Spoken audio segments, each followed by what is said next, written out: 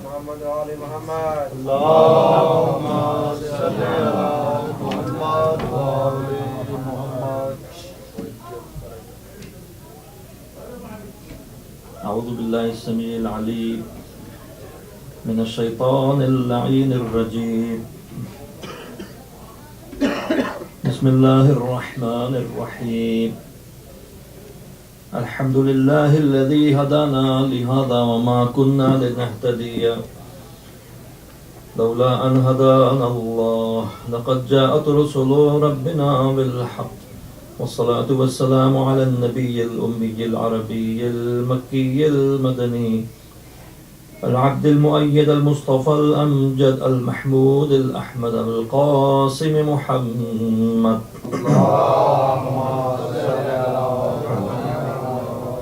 وعلى أهل بيته الطيبين الطاهرين المعصومين المظلومين الذين أذهب الله عنهم الرجس وطهرهم تطهيرا.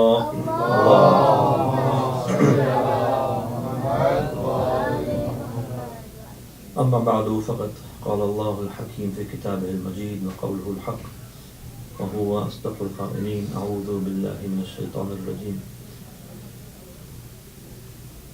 قل هل يستوي الذين يعلمون والذين لا يعلمون إنما يتذكر أولو الألباب. صلوات.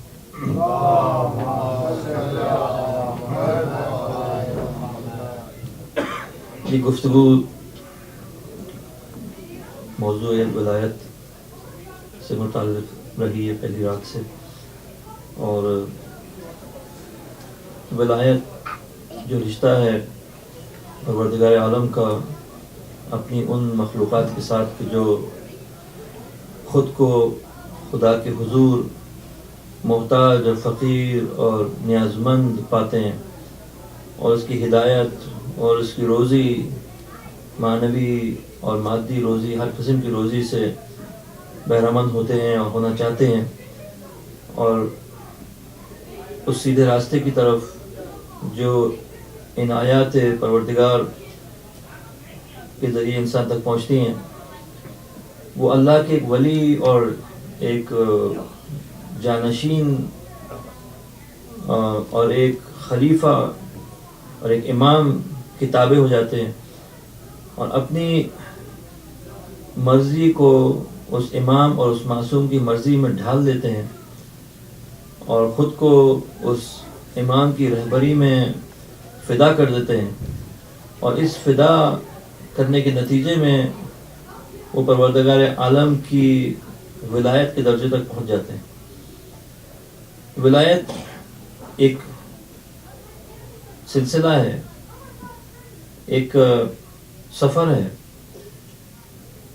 اس کی انتہائی منزل اللہ کی ولایت ہے، جو ایک انسان کو اس وقت ملتی ہے جب وہ محبوب خدا بن جاتا ہے۔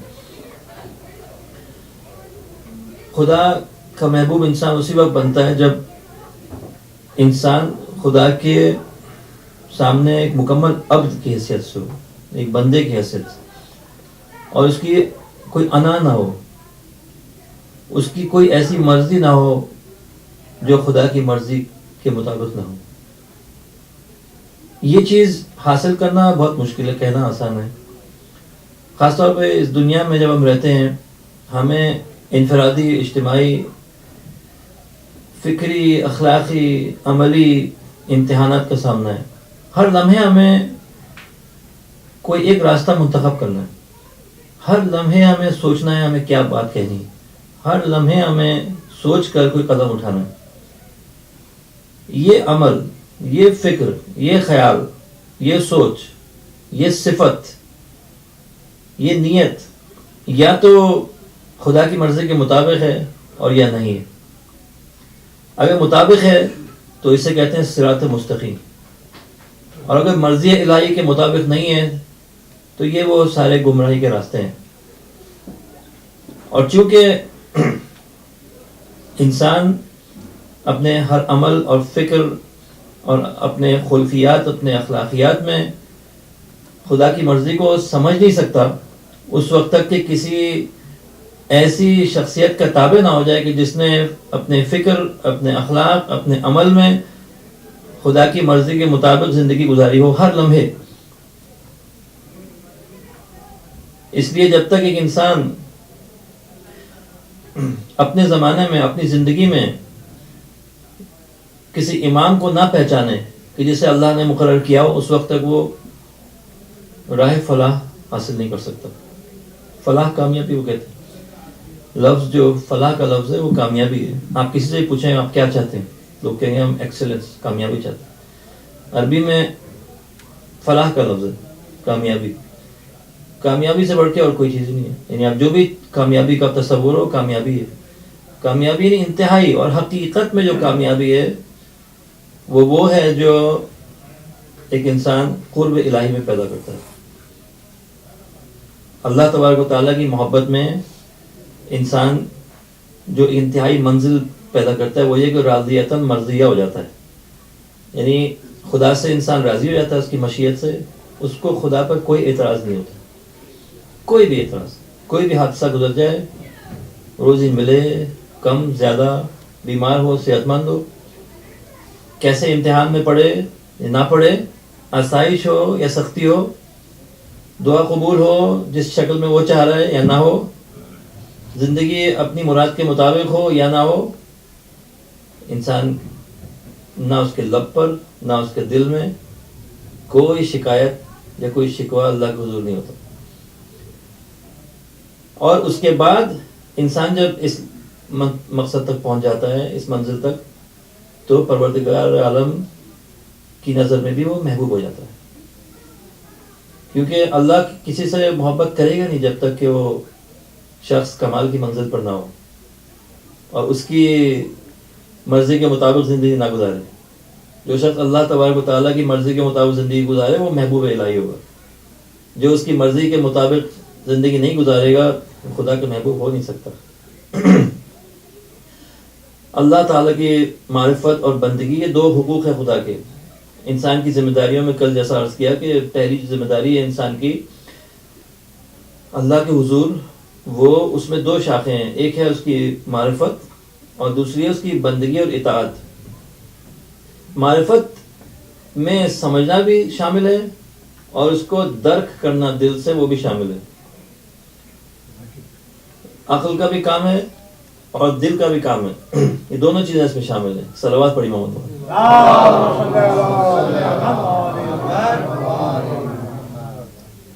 دیکھیے، جاننا اتنا ہی ضروری ہے جتنا کہ قبول کرنا اور عمل کرنا ضروری ہے. اس کو ذرا اگر ہو سکے ایک صلوات اور پڑھی.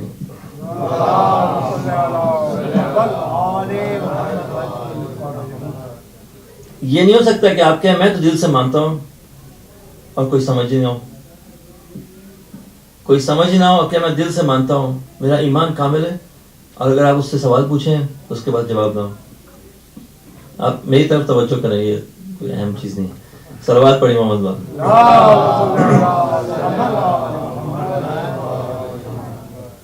ایک انسان کی فکر ہی نہیں بنی، توحید فکر نہیں ہے اس کی. اس کا دماغ جو ہے، اس کی دماغ توحیدی نہیں ہے. فکر جو ہے توحیدی فکر نہیں ہے. اور پڑھا جائے نماز اور یاد کیا جائے خدا کو، یاد کرنا یقیناً بہت اہمیت رکھتا ہے، لیکن جب اس کی فکر ہی نہیں ہے، یعنی اگر اس سے پوچھیں کہ کیسے معلوم خدا ہے، اس کے پاس کوئی جواب نہ ہو. اگر یہ کہے کہ میری امی نے مجھے بتایا کہ خدا ہے، میری دادی جو ہے وہ یہ کہتی تھی خدا ہے، انہوں نے مجھے لگایا نماز پڑھنے میں. چلیں آپ بچے تھے، بہت اچھی بات ہے کہ دادی نے آپ کو نماز پہ لگا دیا. اگر آپ کا پوری زندگی یہ شیوا ہو کہ جو بھی آپ سے پوچھے آپ خدا کو مانتے ہیں کہ ہاں اس لیے کہ انہوں نے کہا تھا، یہ شخص جو ہے اس کے عمل میں بھی خلوص نہیں ہوگا، اس کے عمل میں بھی جو ہے گہرائی نہیں ہوگی. بصیرت نہیں ہوگی اس شخص میں، یہ ایک شبہے کے انتظار میں جو اس کے دل میں پیدا کر دے، اور یہ اپنا ایمان بھی کھو دے گا. کوئی شخص اس کے سامنے بیٹھ کے کوئی بھی اعتراض کرتے اس کے اس عقیدے پر، اس کے پاس کوئی جواب نہیں ہوگا. اب اگر ایک شخص جو معلومات اکٹھے کرتا چلا جائے، معلومات اکٹھا کرنا یہ ہوتا ہے کہ فلاں نے یہ کہا، فلاں نے یہ کہا، فلاں نے یہ کہا. ذہن ابھی بھی نہیں بنا لیکن انفارمیشن بہت جمع کر لی، بہت ساری معلومات جمع کر لی. ذہن کی ساخت جو ہے توحیدی نہیں ہوئی، لیکن بہرحال معلومات بہت ساری اکٹھا ہو گئی،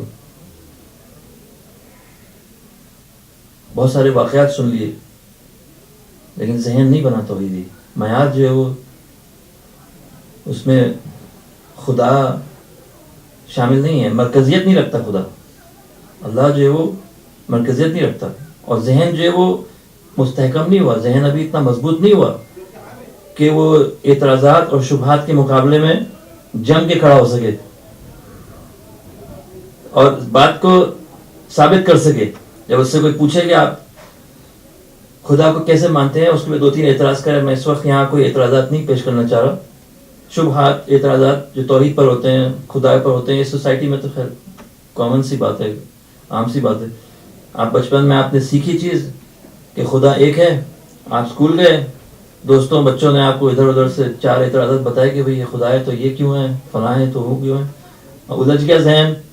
اب اس شبہے میں والدین جو ہے وہ لے کے جا رہے ہیں مسجد میں اور مجلس میں، اور بچہ جو اس کا ذہن جو ہے کہیں اور ہے.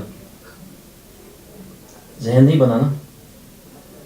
ظاہر ہے جب ذہن والدین کا مضبوط ہوگا تو بچوں کو بھی سیٹسفائی کر سکیں گے. ذہن نہیں ہے، منطقی طور پہ ٹھوس جوابات نہیں پتہ، اس لیے کہ فکر نہیں بنی، مذہبی فکر جو ہے توحیدی فکر نہیں بنی ابھی تک. چنانچہ عمل میں جو ہے نہ خلوص پیدا ہو سکتا ہے، نہ یقین پیدا ہو سکتا ہے، اور نہ وہ اعتماد بے نفس حاصل ہو سکتا ہے انسان میں.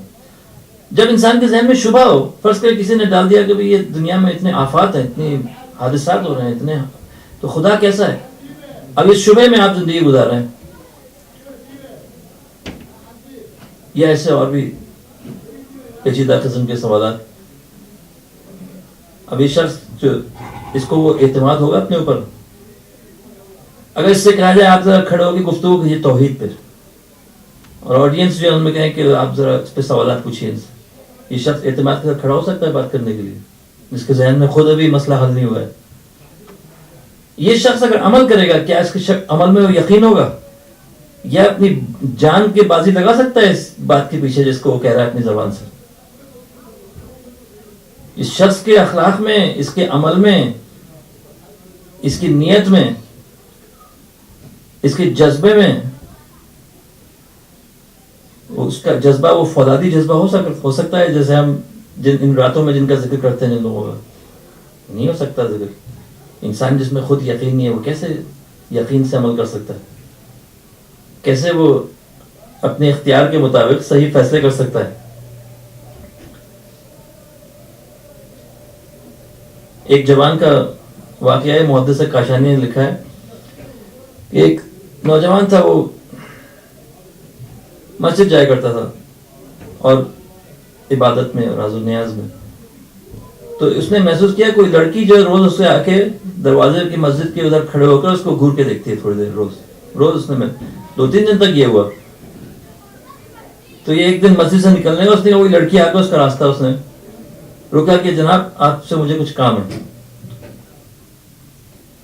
اس نے بجائے کہ وہ جواب دے جی کیا کام ہے فرمائیے، اس نے کہا میرے راستے میں نہ آیا، مجھے خدا کی عبادت کر لینے دیں، مجھے بندگی کر لینے دیں، میرے راستے میں حائل نہ ہو. اگر کوئی کام ہے تو آپ لکھ کے دے دیجئے، مجھ سے گفتگو نہ فرمائیں. تو اس لڑکی نے کچھ لکھ کے ان کو یہی اپنی آرزو پیش کی جو کہ اس کے ذہن میں تھی کہ وہ اس لڑکے سے پیار کرنے لگی تھی، محبت کرنے لگی تھی، اور اس سے اپنے جذبہ کا اظہار کر رہی تھی، جذبات کا. اس لڑکے نے جواب میں آیت قرآن لکھی اور کچھ نہیں لکھا. اس نے آیت هو الذی یتوفاکم باللیل وَيَعْلَمُ مَا جَرَحْتُمْ فِي النَّهَارِ. اس نے وہ ہے خدا کی ذات هُوَ الَّذِي يَتَوَفَّاكُمْ بِاللَّيْلِ، جو کسی بھی رات کو تمہارا روح قبض کر سکتا ہے. راتوں کو انسان سوتے ہیں، صبح اٹھتے ہی نہیں پڑتے. اصل میں ہر شخص کی روح رات کو قبض ہو جاتی ہے. اللہ یتوفی الانفس حین موتها، جب ایک انسان مرتا ہے خدا اس کی روح قبض کرے. والذی لم یمت فی منامها، والذی لم تمت فی منامها، اور جو شخص نہیں بھی مرتا رات کو اس کی روح قبض ہو جاتی ہے. یہ جو آپ خواب دیکھتے ہیں تو آپ کا نفس جو ہے بدن سے پرواز کرتا ہے. اما الذی قضى علیہ الموت فیمسک الذی قضى علیہ الموت، اور جس کے لیے اس رات خواب میں ہی موت لکھی ہوتی ہے تو اس کا نفس جب اللہ لیتا ہے اس سے تو واپس بدن میں نہیں بھیجتا ہوگا، یعنی وہ مر جاتا ہے وہ شخص. وَيُرْسِلُ الْأُخْرَى إِلَىٰ أَجَلٍ مُّسَمًّى، اور جس کی موت ابھی اس رات نہیں آئی ہے اس کے نفس کو، اس کی روح کو واپس جسم میں پہنچا دیتا ہے. إِلَىٰ أَجَلٍ مُّسَمًّى، جب تک کہ اس کی زندگی باقی ہے، اور سو لے کچھ، اور جاگ لے کچھ، اور عمل کر لے. اس نے کہا هُوَ الَّذِي يَتَوَفَّاكُمْ بِاللَّيْلِ وَيَعْلَمُ مَا جَرَحْتُمْ فِي النَّهَارِ، اور وہ جانتا ہے کہ دن بھر تم کیا کمائی کرتے رہتے ہو. ہم کمائی کہتے ہیں پیسے کمانے کو، جبکہ اصل میں جو کمائی ہے وہ پیسہ نہیں ہے. اصل میں جو کمائی ہے وہ صفات باطنی ہے جو انسان اپنے اختیار سے، عمل کے ذریعے سے اپنے نفس پر وارد کر رہا ہے روز. کمائی اصل میں وہ ہے، یا کمائی وہ اعمال ہیں جس کا ایک لازمی تکوینی اثر ہے انسان کے نفس میں، جو کہ ظاہر ہو جاتا ہے اگلی دنیا میں. اس دنیا میں بھی اس کے اثرات ہیں انسان پر. یہ جو حالات باطنی، جو شجاعت اور عفت اور دوسرے کمالات جو حاصل ہوتے ہیں انسان کو، اور پھر لذت عبادت، خوف خدا اور عشق، خدا کی عبادت میں عشق، محبت. پھر وہ یہ اعتراض نہیں کرتا کہ مولانا اتنی لمبی جماعت کیوں پڑھا رہے ہیں، کمال ہے، ان کی نماز تو ختم ہی نہیں ہو رہی. آپ ایک ڈیڑھ گھنٹے فلم دیکھ لیں گے، اس میں اعتراض نہیں. آپ 5 منٹ کی نماز 6 منٹ ہو گئی، اس پہ اتنا اعتراض. فٹ بال میچ دیکھیں گے گھنٹوں، اور اگر مجلس میں 5 منٹ دیر ہو گئی، اوہو.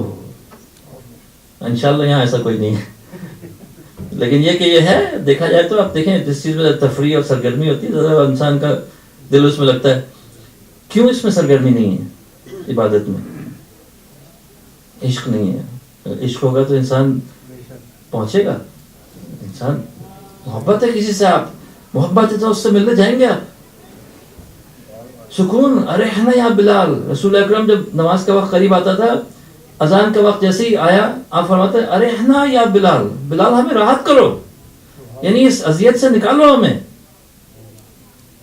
راحت جو تھی رسول اکرم کی اذان اور نماز میں تھی، محبت اور خوشی وہ نماز میں تھی. وہ ساری سرگرمیاں جس میں لوگ انجوائے کرتے تھے، رسول اکرم کو اس میں انجوائمنٹ نہیں تھی کوئی. رسول اکرم کو رکوع میں انجوائمنٹ تھی، ساری لذت جو تھی وہ رکوع کی حالت میں تھی. اور انسان جو جب انہوں نے لکھا یہ آیت اس پرچی پر، تو اس لڑکی نے پڑھی، اس جواب میں لکھا کہ اب تک تو میں آپ کی عاشق تھی، اب آپ کے میں اخلاق اور آپ کے کردار کی میں عاشق ہو گئی. خیر وہ یہ کوئی سٹوری نہیں ہے کسی ناول کی، کوئی آگے بات نہیں پڑی، لیکن جو بات ہے وہ یہ کہ اس نے پھر آیات لکھنی شروع کی جواب میں. مقصد جو ہے کہنے کا کہ اگر فرض کریں انسان ان اخلاقیات کی وجہ سے لوگ ایک دوسرے کو پسند کرنے لگیں، کتنی اچھی بات ہے، بجائے یہ کہ شکل و صورت اور قیافے کی وجہ سے ایک دوسرے پہ عاشق ہو جائیں. صلوات پڑھی محمد.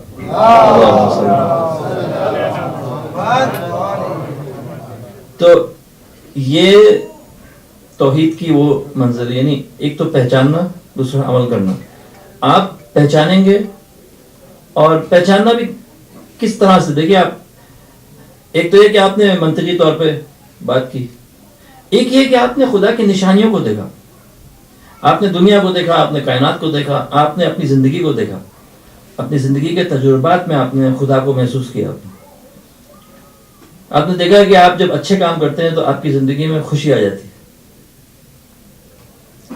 آپ جب دوسروں کی فکر کرتے ہیں تو آپ دیکھتے ہیں کہ آپ کو بھی محبت ملتی ہے. آپ جب کوئی شخص اگر کسی کے ساتھ برا کرے تو اس کے اوپر بھی برا وقت آتا ہے. آیت اللہ تقی جعفری فلسفی تھے مشہور, گزر گئے دنیا سے, پروردگار مقامات بلند کرے. وہ فرماتے تھے کہ اس کا حساب کون رکھتا ہے؟ کہتے توحید کی ایک دلیل یہ ہے کہ آپ یہ دیکھیے کہ یہ جو معاملہ ہے اس دنیا کا, آپ اچھائی کریں آپ کے ساتھ اچھائی ہوتی, آپ برائی کریں آپ کے ساتھ برائی ہوتی. تو یہ اس کا حساب کون رکھے ہوئے؟ ایسا کیوں نہیں ہوتا کہ انسان برا کام کرے اور سب اس سے محبت کرے, یا اس کی بڑھتی چلی جائے, وہ اچھا فیل کرے, زندگی اس کی بڑی صحت اچھی ہو جائے اور پسند محبوب ہونا شروع ہو جائے. برکت اس کی ہوتی ہے جو کوئی نیک کام کر رہا ہوتا ہے یا کوئی صحیح کام کر رہا ہے جس کا اس کو نتیجہ اچھا مل رہا ہے. تو معرفت اور بندگی یہ دو چیزیں ہیں. ایک صحابی ہیں امام جعفر صادق علیہ السلام کے,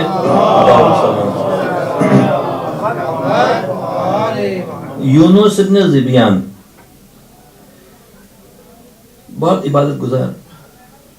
ایک دن امام کے حضور شرفیاب ہوئے اور کہا کہ ابن رسول اللہ, میں وہاں گیا تھا, مالک ابن انس اور ان کے اصحاب کی صحبت میں گیا تھا. میں مالک کی فرقہ جو آج اس امام کے سب زمانے کے لوگ ہیں جنہوں نے یہ بنیادیں رکھی ہیں اسکولز آف تھاٹ کی, مکاتب کی, اسے امام کے زمانے کی. ہمیں چھٹے امام, پانچویں چھٹے امام کے زمانے کی باتیں ہیں یہ سب, یہ شروعات وہیں سے ہوئی ہے ساری.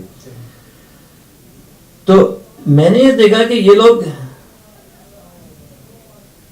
قرآن کی آیات پڑھتے ہیں اور ان کا عقیدہ یہ ہے کہ خدا جو ہے اس کا کوئی چہرہ ہے, اس کا سر ہے, اس کی آنکھیں, ناک ہے, اس کا چہرہ ہے, اور وہ ایک نوجوان کی شکل میں, 30 سالہ نوجوان کی شکل میں نظر آئے گا.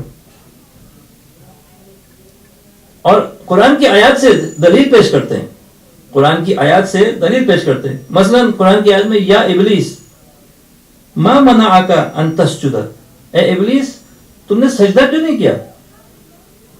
اس کا سجدہ جس کو میں نے اپنے دونوں ہاتھوں سے, لما خلقت بیدی, میں نے اپنے دونوں ہاتھوں سے جس کو خلق کیا, تم نے اس کا سجدہ کیوں نہیں کیا؟ استکبرت, تکبر کرتا ہے تو. تو کہ خدا فرما رہے دونوں ہاتھوں سے, یدیہ, دونوں ہاتھوں سے میں نے خلق کیا, اس کے معنی اس کے 2 ہاتھ ہیں. یہ جو آج دنیا میں عجیب عجیب جو آپ کو نظر آ رہی ہے چیزیں اسلام کے نام پہ, یہ قرآن سے لوگوں نے نکالا ہے. آپ ان سے پوچھیں کیوں خدا, آپ کیسے خدا کی جسمیت کے قائل ہوں؟ آپ کو 10 آیتیں سنا دیں گے, 20 آیتیں سنا دیں گے قرآن کی. خدا فرمانا ہے وجہ اللہ, ید اللہ, عین اللہ, وغیرہ وغیرہ وغیرہ. فرمایا ید اللہ فوق ایدیہم, خدا کا ہاتھ ان کے ہاتھوں کے اوپر ہے, اس کے معنی ہاتھ بھی ہے اس کا. تو ابن رسول اللہ, آپ اہل بیت اس سلسلے میں کیا فرماتے ہیں؟ یہ جو اس قسم کے افکار اور عقائد لوگوں کے درمیان گھوم پھر رہے ہیں, گردش کر رہے ہیں اور تبلیغ ہو رہی ہے اس کی باقاعدہ, آپ اس سلسلے میں کیا فرماتے ہیں؟ سروات پڑھی ہوں.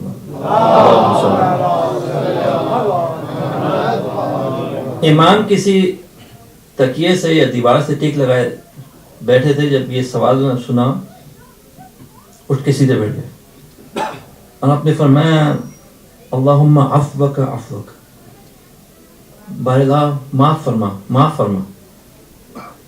فرمایا اے یونس, جو یہ سمجھے کہ خدا کا کوئی چہرہ ہے جیسے لوگوں کے چہرے ہوتے ہیں, ٹھیک ہے, اس نے شرک کیا. اور جس نے یہ سمجھا کہ اللہ کے اعضاء و جوارح ہیں, ہاتھ پاؤں ہیں خدا کے, ٹھیک ہے, جیسے مخلوقین کے اعضاء و جوارح ہیں, تو وہ خدا پر کفر کیا اس شخص نے. چنانچہ اس کی گواہی قبول نہ کرو اور اس کے ذبیحہ بھی نہ کھاؤ.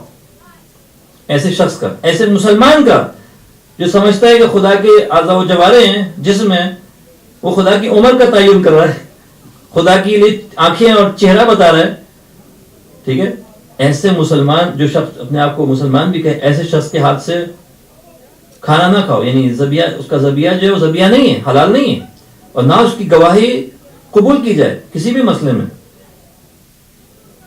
تعالی اللہ عما یصفہ المشبہون، خدا منزہ ہے، پاک ہے ایسے اوصاف سے جو یہ تشبیہ کرنے والے لوگ خدا کے لیے بناتے ہیں۔ جب بھی کوئی شخص تشبیہ کرے گا خدا کی تو اپنی ذہن کی خلقت سے ہی تشبیہ کرے گا۔ کیسے خدا کی کوئی تشبیہ کر سکتا ہے جو جس کے کوئی اوصاف بیان ہی نہیں کر سکتا؟ پروردگار کے اوصاف ویسے ہیں ہی نہیں جیسے مخلوقین کے اوصاف ہیں، کیونکہ مخلوق لوگوں کے جتنے بھی اوصاف ہیں، مثلا یہ کہ میں پہلے جاہل تھا، میں 4 کتابیں پڑھی، اب میں پڑھ لگ گیا۔ آپ پہلے چھوٹی کلاس میں تھے، بعد میں آپ یونیورسٹی گئے، آپ انجینئر بن گئے۔ یہ جو علم میں آپ میں اضافہ ہوا بعد میں، شروع میں تو نہیں تھا۔ مخلوق جو ہیں لوگوں کی صفات ایسی ہوتی ہیں، پروردگار کی صفات ایسی نہیں ہے کہ کل تھیں اور کل نہیں تھیں اور آج ہیں۔ اس کی صفات دائمی ہیں، ہمیشہ سے۔ ہاں لیکن جیسی کتابوں میں تفصیل لکھی ہوئی ہے کہ جو اللہ تبارک و تعالیٰ کی صفات ذاتیہ ہیں وہ 3 ہیں: حیات، علم اور قدرت۔ حیات، علم اور قدرت، چاہے کوئی مخلوق ہو یا نہ ہو۔ آپ فرض کریں اللہ نے کسی کو بھی پیدا نہ کیا ہو، کسی کو بھی پیدا نہ کیا، صرف خدا کی ذات، اس کے پاس حیات بھی ہے، اس کے پاس علم بھی ہے اور اس کے قدرت بھی ہے۔ یہ بات ہمیں کیسے پتا؟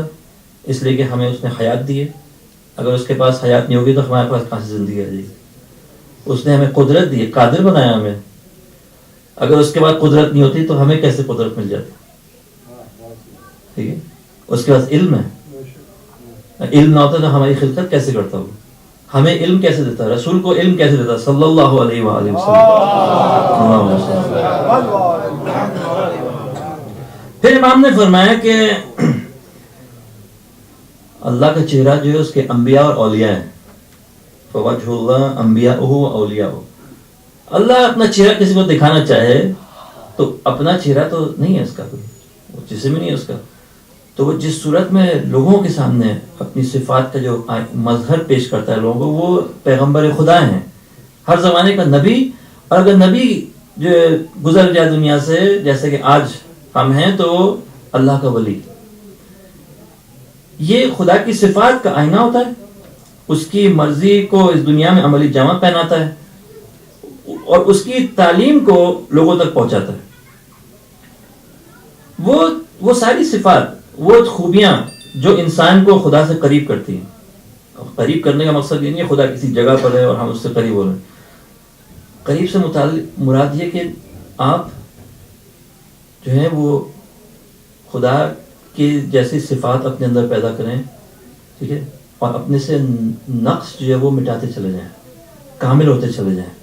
کہ خدا جو ہے وہ سب سے زیادہ قادر مطلق ہے، علم بے نہایت، قدرت بے نہایت، زندگی بے نہایت خدا کے پاس ہے۔ جو شخص بھی کمال حاصل کرتا چلا جائے گا، بہتر انسان بنتا جائے گا، خود سے خدا کے قریب ہوتا چلا جائے گا، اپنے سے نواقص زائل کرتا جائے گا، دور کرتا چلا جائے گا، برائیاں مٹاتے چلا جائے گا اپنے اندر سے،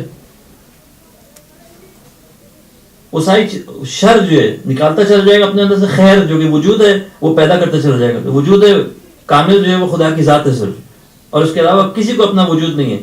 جو خدا کی ذات میں فنا ہو جائے گا، وہ یعنی خدا کا محبوب ہو جائے گا، اس کی اپنی کوئی مرضی نہیں رہی، پروردگار کی مرضی کے مطابق زندگی گزارے گا۔ انا للہ و انا الیہ راجعون ہو جائے گا، آیا اسی کی طرف سے، کچھ نہیں تھا انسان اور آخر میں کچھ نہیں ہوگا اور وہی ہوگا۔ جب قیامت کے روز خدا پوچھے گا کہ آج کس کی حکومت ہے، کوئی جواب نہیں دے گا، تو خود ہی جواب دے گا وہ، للہ القادر، کہ اللہ تبارک و تعالیٰ ہی ہے جس کی حکومت ہے۔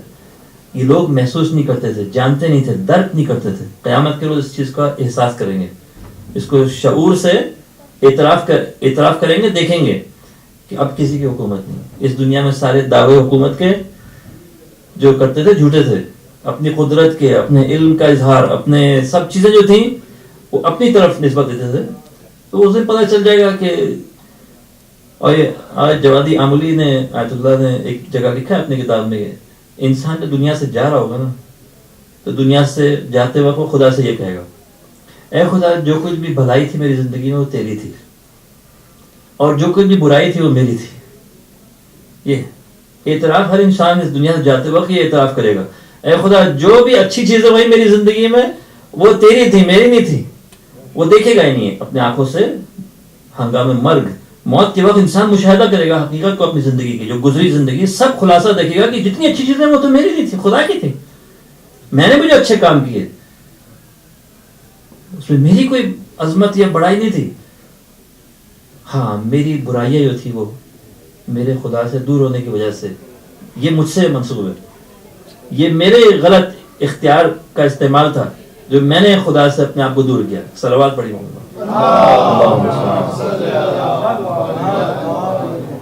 پروردگار کا حدیث کا میں خلاصہ کر رہا ہوں، پروردگار کو کسی چیز سے قیاس نہیں کر سکتے. چنانچہ اس طرح کی باتیں کہنا کہ خدا جیسا فرما رہا ہے دوسرے مخلوقات کی طرح سے، یہ سب کفر و شرک کی باتیں. امام علیہ السلام نے ایک بڑی خوبصورت بات کہی اس حدیث میں، جو آیت شروع میں نے پڑھی سورہ زمر کی، قل هل يستوي الذين يعلمون والذين لا يعلمون انما يتذكر اولو الالباب. کہو اے رسول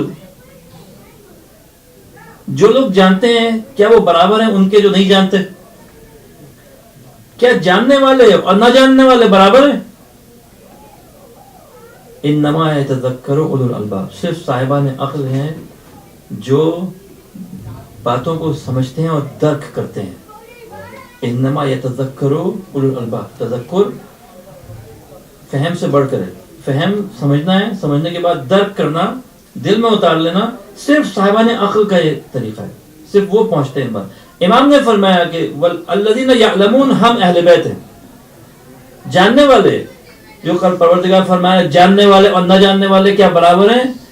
امام جعفر صادق علیہ السلام فرماتے ہیں الذین یعلمون، ہم اہل بیت ہیں، ہم جاننے والے ہیں. اور جو نہیں جاننے والے وہ ہمارے دشمن ہیں جو کہ جاہل ہیں اور فریب دیتے ہیں، جھوٹ بولتے ہیں. اور صاحبان عقل انما یتذکر اولو الالباب، اولو الالباب جو ہیں جن کے لب اور الباب یعنی عقل، صاحبان عقل جو ہیں وہ ہمارے شیعہ ہیں، ہمارے پیروکار ہیں. وہ ہمارے نور سے، ہمارے نور کے پیچھے چل کر، ہماری توحیدی معارف اور تعلیمات کے پیچھے چل کر وہ صاحبان لب اور الباب بن جاتے ہیں، صاحبان عقل بن جاتے ہیں. اور دوسرے لوگوں کو ایسا نور نہیں ملتا، چنانچہ وہ جہالت کے اندھیروں میں باقی رہتے ہیں. صلوات پڑھی ہوں.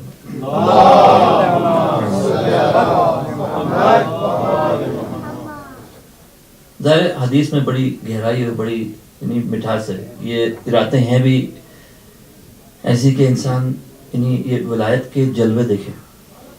کہ دیکھیں اگر ہم محرم کی اس درسگاہ میں یہ جو ولایت ائمہ کی، اس کی خوبیاں، اس کی جو روشنی ہے، اگر وہ دلوں میں نہ اتاریں تو ہم بھی باقی لوگوں کی طرح پوری رات اندھیروں میں گزاریں گے، پورا سال جو اندھیروں میں گزاریں گے. یہ ہمارے سال کے شروع میں ہم اس یونیورسٹی میں حاضر ہو جاتے ہیں، اپنے ذہن بھی کھول دیتے ہیں، اپنے دل بھی کھول دیتے ہیں. دیکھیے جب آپ ذہن سے سمجھتے ہیں اور پھر گریا کرتے ہیں، آپ کی بات دل میں اتر جاتی ہے. کوئی شخص بلا وجہ نہیں روتا. ہاں بعض لوگ ہیں وہ دل کے کمزور ہوتے ہیں، ٹھیک ہے، لیکن گریے کی فضیلت، رونے کی فضیلت اس لیے بتائی گئی کہ رونا جو ہے یہ عقل کی وجہ سے رو رہا ہے، نہ کہ احساسات اور جذبات کی وجہ سے. خالی آپ مولا کی اس سیرت اور کردار کو دیکھ کے پھر ان پر جو ظلم ہوا اس کو دیکھ کر آپ گریا کرتے ہیں. اب ایسا نہیں گریا کرتے کہ کسی کو کوئی تکلیف ہو یا آپ بلاؤ رونے، وہ بھی رحم دلی ہے، لیکن وہ تو کوئی بھی کرتا ہے. لیکن آپ کا گریا جو کہ 1400-1500 سال سے چل رہا ہے، اس کی وجہ یہ کہ آپ لوگ امامت اہل بیت کے قائل ہیں. آپ اس نور سے اپنے آپ کو جڑا رکھنا چاہتے ہیں جو نور اللہ تبارک و تعالیٰ نے قرآن میں جگہ جگہ دہرایا. ہے قرآن کا کے معنی جو ہیں وہ تو تعویل میں اور احادیث اہل بیت میں موجود ہیں. ورنہ قرآن سب پڑھتے ہیں، حفظ کرتے ہیں. آپ کسی بھی آیت کی تفسیر پوچھ لیں، کسی کو نہیں پتہ ہوتی. کتنے حافظ ہیں قرآن کی دنیا بھر میں؟ حافظ ہونا بڑی اچھی بات ہے، حافظ ہونا بہت اچھی بات ہے، لیکن قرآن کی ہر آیت جو ہے اس کی تفسیر پڑھ کے انسان قرآن کو یاد کرے.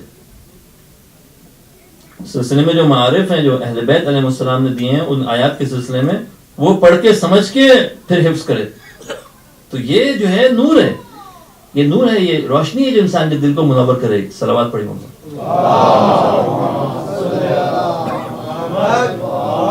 ایک انسان جو اس راستے سے اہل بیت سے منسلک ہو جائے، امام فرماتے ہیں کہ صاحبان عقل وہ ہیں کہ جو ہر کام سوچ کے کرتے ہیں.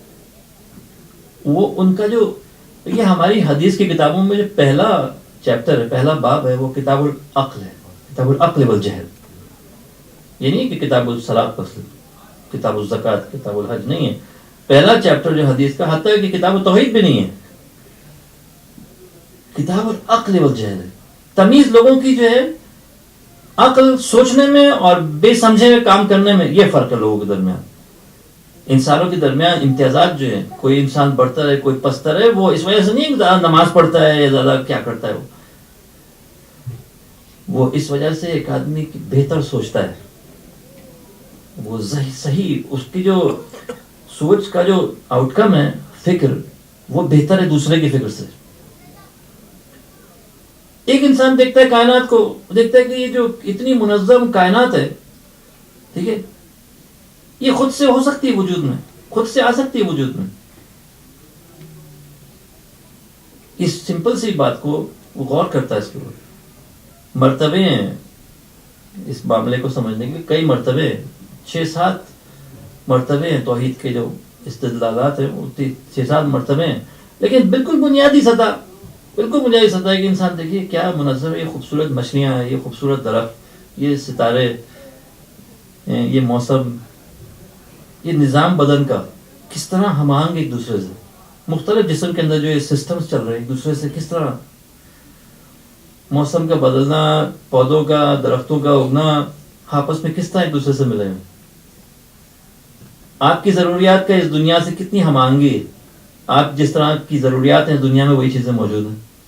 دنیا میں آنے سے پہلے آپ کے والدین کے پاس وہ سب کچھ تھا، ماں تیار تھی بچے کو دودھ پلانے کے لیے. اس سمپل سے ایک سادہ سے سوال کے جواب دینے کے بجائے کہہ رہے نہیں وہ خود سے چلی آ رہی دنیا، خود سے چلی آ رہی، ایوولوشن کی وجہ سے خود سے چلی آ رہی. ظاہر ہے فرار کرنی ہے. انسان چاہتا ہے کہ اس پہ کوئی پابندی نہ ہو، کوئی ذمہ داری نہ ہو. خاص طور پہ اگر ایک بھوکے شخص کو بری غذا مل جائے، اب اس کا معدہ بھی خراب ہو جاتا ہے. ایک ذہن کو اگر غلط افکار مل جائیں بچپنے میں، اب وہ ذہن جو خراب ہو گیا، اب یا تو اس غلط دین کو مانے گا اور یا پھر بے دین ہو جائے گا. یہ حال ہے. آپ مغرب میں جو دیکھ رہے ہیں کہ لوگ ایتھیسٹ ہو جاتے ہیں اتنے زیادہ، 40-50 سال چرچ جانے کے بعد ایتھیسٹ ہو جاتے ہیں. برٹن رسل کے بارے میں یہ لکھا ہوا ہے، برٹن رسل کا جو باپ تھا وہ پریسٹ تھا، کافی سینئر پریسٹ تھا. اور ظاہر پریسٹ کا مطلب ہے کہ دینی تبلیغات اور چرچ میں سروسز رن کرنا اور یہ سب چیزیں. وہ روز باپ کو دیکھتا تھا پڑھ رہا ہے، تیار کر رہا ہے، جا کے تقریریں اور سرمنز اور یہ وہ. اس نے ایک دن اپنے چھوٹا تھا، اس نے ایک دن باپ سے پوچھا، والد صاحب ایک سوال ہے، آپ مجھے بتائیے خدا ہے؟ سیدھا سوال. اس نے کہا اس کا جواب ابھی تمہیں نہیں دے سکتا، ابھی تم بہت چھوٹے ہو، تم بڑے ہو جاؤ میں تمہیں جواب دوں. اچھا.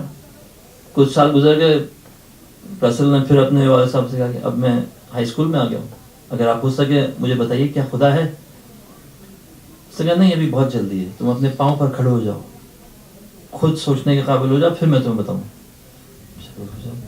کالج بھی ہو گیا مکمل، اب کام بھی شروع کر دیا جو بھی تھا. اس نے کہا والد صاحب اب تو آپ میری خواہش پوری کر دیں، اب تو میں بالغ ہو گیا، اب تو میں سمجھدار ہو گیا، اب تو سب کچھ کرنے سارے اپنے کام امور خود سنبھال لیتا ہوں میں. تو انہوں نے کہا کہ اس سوال کا میں تمہیں کبھی جواب نہیں دوں گا. کیوں نہیں جواب دیں گا؟ آپ دینی اسکالر ہیں، سالوں سے آپ مجھے وعدے دیتے آئے ہیں، اب میں اس عمر میں پہنچا ہوں، آپ مجھے کہہ رہے ہیں کہ جواب کبھی نہیں دوں گا. اس نے کہا ہاں.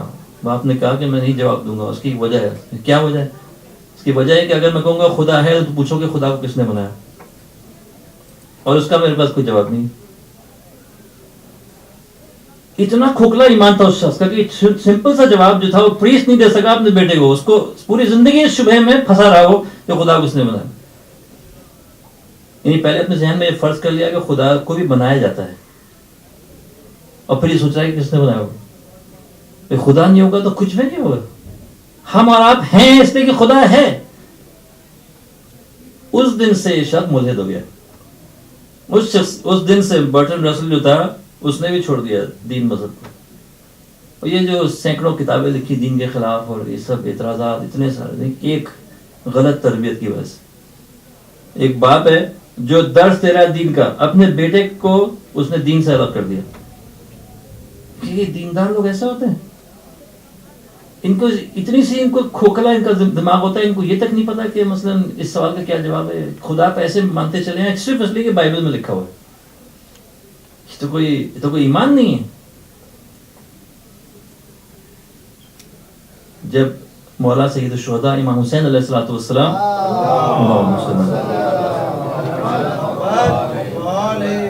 کربلا کے راستے میں تھے, راستے میں ایک وقت آپ نے کلمہ استرجاع ادا کیا, انا للہ. تھوڑی دیر کے لیے سر آپ کو جھکا تھا. یہ ایک عرفانی منزل ہے. کچھ مشاہدات آپ نے کیے, واپس توجہ کی اس دنیا کی طرف, فرمایا انا للہ و انا الیہ راجعون. جناب علی اکبر نے دیکھا بابا کو, آگے بڑھ کے سوال پوچھا, بابا آپ نے انا للہ کیوں کہا؟ مولانا شاہ فرمایا علی اکبر میں نے دیکھا خواب و بیداری کے درمیان, میں نے دیکھا کہ یہ قافلہ آگے بڑھ رہا ہے. میں نے دیکھا قافلہ آگے بڑھ رہا ہے اور منادی ہے وہ صدا کر رہا ہے, منادی آواز دے رہا ہے. وہ کہہ رہا ہے کہ یہ قافلہ بڑھے جا رہا ہے آگے, اور موت اس کے پیچھے چلی آ رہی ہے, موت اس کا تعاقب کر رہی ہے. اس سے میں نے یہی سمجھا کہ یہ ہمارا قافلہ ہے اور ہم اپنی شہادت کی طرف آگے بڑھ رہے ہیں, آخری انجام کی طرف. علی اکبر نے کوئی تعجب یا کوئی ایسی چیز نہیں, علی اکبر نے یہ سوال فرمایا بابا سے, السنا علی الحق, بابا کیا ہم حق پر نہیں ہیں؟ یعنی پتا تھا ان کو اللہ حق پر ہیں, پوچھ نہیں رہے تھے سوال. وہ کہتے تھے جو چیز, جس چیز کی اہمیت ہے اس پورے چیز میں, اس پورے قصے میں, اس سفر میں, کیا ہم حق پر نہیں ہیں؟ ہم نے فرمایا بلا ورب الکعبہ, کعبہ کی رب کی قسم ہم حق پر ہیں. علی اکبر نے کہا پھر یہ کوئی فرق نہیں پڑتا, موت ہم پر آ جائے یا ہم موت سے جا ملیں. یہ یقین والوں کے واقعات ہیں. ہم کسی ایسے افراد یا ایسی ہستیوں کے پیچھے نہیں چل رہے جو شک میں یا کنفیوژن میں زندگی گزار رہے.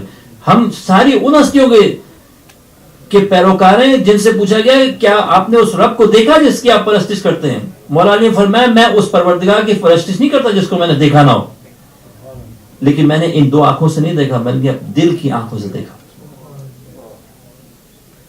میں نے اپنے رب کی نشانیوں کو ہر طرف دیکھا, دل کی آنکھوں سے میں نے رب کا مشاہدہ کیا, اسماء و صفات کا مشاہدہ کیا. ان کی عقلیں کامل تھیں, یہ شکم مادر میں سب کچھ جانتے تھے. شکم مادر میں ان کے دل منور تھے, ان کے ذہن منور تھے. اس دنیا میں قدم رکھا جبرائیل ان کے ساتھ تھے, کتابیں ان پر نازل ہو چکی تھیں, یہ تلاوت کرتے ہوئے دنیا میں آئے تھے. کس میں کوئی شک و شبہ کی گنجائش نہیں. یہ کیسے بن سکتے تھے ہادی جبکہ یہ کامل نہ ہو, معصوم نہ ہو؟ کوئی انسان کسی کا ہادی نہیں بن سکتا. آپ اس خاندان کے ایک ایک جوان کا تذکرہ سنیں اور آپ دیکھیں کہ کیسے یہ نمونے ہیں جو پروردگار نے اس ایک عاشور کے دن میں جمع کر دیے. ایمان کی محبت میں ایسے غرق ہوئے سب کہ سب آئینہ بن چکے ہیں ایمان کے صفات کا, اور امام اللہ کی صفات کا آئینہ بن چکے ہیں. شب عاشور جو خیمے میں امام نے سب کو جمع کیا, اس رات چراغ گل کر دیا, آپ نے چراغ گل کر دیا. کسی کو شرم نہ آئے اگر کوئی جانا چاہتا ہے. پھر امام نے خالی اصحاب سے نہیں فرمایا, اپنے اہل بیت سے بھی فرمایا, بنی ہاشم سے بھی ارشاد فرمایا. کہا کہ ان لوگوں کو صرف مجھ سے دشمنی ہے, اور اگر یہ مجھے ڈھونڈ لیں تو انہیں تمہارے پیچھے بھی نہ آئیں گے. یہ تمہارے پیچھا نہیں کریں گے. چنانچہ تم ایک دوسرے کو اس رات کی تاریکی میں ہاتھ پکڑو اور نکل جاؤ یہاں سے, چلے جاؤ یہاں سے. سب نے کھڑے ہو کر باری باری, سب سے پہلے ابو الفضل نے جواب دیا, پھر زہیر نے جواب دیا, پھر مسلم ابن اوسجہ نے جواب دیا, پھر برائد نے جواب دیا. ایک ایک کر کے سب نے کہا کہ ہم زندہ رہ جائیں آپ کے بعد آپ کے نانا کو کیا جواب دیں, آپ کی مادر کو کیا جواب دیں کہ ہم نے کوئی قربانی نہیں دی, ہم نے تلوار نہیں چلائی آپ کے راستے میں, ہم نے آپ کو چھوڑ دیا اکیلا. یہ چیز ممکن نہیں ہے. بلکہ بعض نے یہ عرض کی کہ ابن رسول اللہ اگر 1000 بار مجھے زندگی دی جائے, قتل کر دیا جائے, میری راکھ کو جلا کر پھیلا دیا جائے ہوا میں, اور پھر مجھے زندہ کیا جائے, تو میں پھر اپنی جان آپ کے لیے قربان کر دوں گا. یہ عقیدہ جو ہے ٹھوس یقین کا نتیجہ ہے. یہ الفاظ, یہ عمل, یہ کردار کسی عام آدمی کا کردار نہیں ہے. اعلیٰ ترین منزلیں طے کی ان لوگوں نے, ہماری تصور سے بھی خارج ہیں. امام کی غلامی میں, امام کی ساتھ فداکاری میں, وفاداری میں انہوں نے یہ منزلیں طے کی. لیکن پیچھے شاید کوئی بچہ کھڑا تھا, اس نے ہاتھ اٹھا کر کہا چچا ایک سوال میرا بھی ہے. میں نے فرمایا کہو اے قاسم کہو. حضرت نے کہا کیا؟ جب امام نے سب کی منزلیں شہادت کی بتا دی, وہ جو محضر کا جو محضر نامہ تھا شہادت کا وہ آپ نے دکھا دیا. دیکھو اس وقت قاسم نے سوال پوچھا کہ چچا کیا شہیدوں میں میرا نام بھی ہے؟ امام نے جواب دینے کے بجائے ایک ایسا سوال کیا جس سے کہ رہتی دنیا تک کے لیے یہ واضح ہو جائے کہ حسن مجتبیٰ کے فرزند کیسے ہیں. آپ نے فرمایا موت کو تو کیسا پاتا ہے اے قاسم, تم موت کو کیسا پاتے ہو؟ قاسم نے عرض کی احلی من الاصل, بے جھجک بلا جھجک آپ نے فرمایا کہ موت کو میں شہد سے زیادہ شیرین سمجھتا ہوں. امام نے فرمایا قاسم تمہارا بھی نام ہے شہداء میں, لیکن تم بڑی ایک بلائے عظیم میں گرفتار ہو کر شہید ہو گئے. اور ہاں ان شہیدوں میں تو علی اصغر کا نام بھی ہے. اور جب علی اصغر کا نام لیا بے قرار ہو گئے قاسم. آپ نے سوال پوچھا کہ چچا کیا یہ اشقیاء کے خیموں میں گھسائیں گے؟ اور امام نے فرمایا قاسم نہیں, علی اصغر کو میں خود اپنے ہاتھوں میں لے کے جاؤں گا. قاسم نے جب اپنے عقیدے کا اظہار فرمایا, اس وقت سب کی مقامات امام نے شب عاشور ہر ایک کے دکھا دیے اپنے اعجاز سے. صبح ایک ایک کر کے سب جانثار, بہت لوگ تیر کھا کے شہید ہوئے صبح, بہت لوگ ایک ایک کر کے اکیلے میدان میں گئے, بہت لوگ روز عاشور پہنچے, بہت سے لوگ عصر عاشور پہنچے. کچھ لوگ تو وہ بھی ہیں جو اس وقت پہنچے جب امام اکیلے کھڑے تھے میدان میں. کیوں جلدی نہیں کرتے تھے جنگ میں؟ کیوں شب عاشور کی فرصت مانگی تھی؟ کیونکہ وقت دیا جائے کچھ لوگوں کو. وہ ابھی اس سفر میں, اس ولایت کی سفر میں ابھی بہت پیچھے ہیں, کچھ ہیں جو آ جائیں گے اس طرف. اور یہی واقعات مولا کائنات کی زندگی میں بھی ہے کہ آپ جنگ کو تاخیر کرتے تھے صفین کی, 1.5 سال آپ محاذ جنگ میں رہے, کیونکہ اس انتظار میں کہ شاید کوئی ایک آ جائے اس طرف, اور لوگ آئے اس طرف. ایک وقت ایسا ہے جب سب شہید ہو چکے تھے, بڑے بڑے شہید ہو گئے تھے. اب بنی ہاشم کی باری تھی, اب زیادہ تر لوگ شہید ہو گئے, اب بچے آگے بڑھے. قاسم آئے. قاسم جو امام کے حضور پیش ہوئے, آپ نے کہا چچا آپ مجھے اجازت دیجئے میدان کی. آپ نے جو حلیہ دیکھا اس چہرے مبارک میں نظر ڈالی, اپنے بھائی کا جمال دیکھا, اپنے بھائی کا نورانی چہرہ اپنے سامنے دیکھا. تم تو میرے بھائی کی نشانی ہو قاسم, یہ نہیں ہو سکتا. جب آپ کو اجازت نہیں دی قاسم واپس آئے, اپنی ماں ام فروار سے عرض کی اور ایک کونے میں جا کر بیٹھ گئے, رونا شروع کر دیا. اور اسی گریے کے دوران آپ کو یاد آیا کہ میرے بابا نے جاتے وقت مجھے سرحانے بلایا تھا اور یہ تعویذ مجھے باندھ دیا تھا, اور کہا تھا اے قاسم جب کوئی بہت مشکل وقت آ جائے تمہارے اوپر تو یہ تعویذ تمہاری مدد کو آئے گا, جب کوئی بہت مشکل وقت آ جائے تمہارا. قاسم نے سوچا اس سے زیادہ اور کون سا مشکل وقت ہو سکتا ہے کہ اب روزے عاشور ہے, چاروں طرف لاشیں ہیں, میرا چچا اکیلا ہے, دشمنوں میں گھرے ہوئے ہیں, میں چاہتا ہوں فداکاری کروں, مجھے اجازت نہیں ملتی. اس وقت آپ نے تعویذ کھولی اپنی, اس میں دیکھا تھا تعویذ میں کوئی دعا کے بغیر ایک خط تھا اس کے اندر تحریر. وہ خط امام مجتبیٰ نے اپنے بھائی کے لیے لکھا تھا, اور کہا تھا یہ حسن مجتبیٰ کی طرف سے حسین ابن علی میرے بھائی کے لیے خط ہے، اور یہ روز عاشور جب وقت آئے قاسم میری نمائندگی میں شہید ہوگا۔ خط لے کر امام کی حضور پہنچے، وہ خط جو اپنے بھائی کو دکھایا، مولا نے اپنے بھائی کی تحریر دیکھی، آنکھوں سے آنسو بہنے لگے، قاسم کو لپٹا لیا، اور دونوں لکھتا ہے حمید ابن مسلم لکھتا ہے کہ چچا اور بھتیجے دونوں روتے روتے گھر کر غش آ گیا دونوں کو۔ پھر قتل گاہ کی اجازت دی، مقتل کے لیے روانہ ہوئے قاسم۔ چھوٹے تھے بہت، بڑی اوصاف لکھے لوگوں نے۔ جناب قاسم جب میدان کی طرف روانہ ہوئے، امام نے کوئی زرہ نہیں پہنائی تھی ان کو، بلکہ ان کی گریبان کو بھی چاک کر دیا تھا۔ عرب کے جو طریقے تھے ان میں یہ تھا کہ اگر کوئی گریبان چاک کر کے آتا تھا تو یہ مقصد ہوتا تھا کہ یہ میں یتیم بچہ ہے، اس کا کوئی باپ نہیں ہے، یہ یتیم ہے۔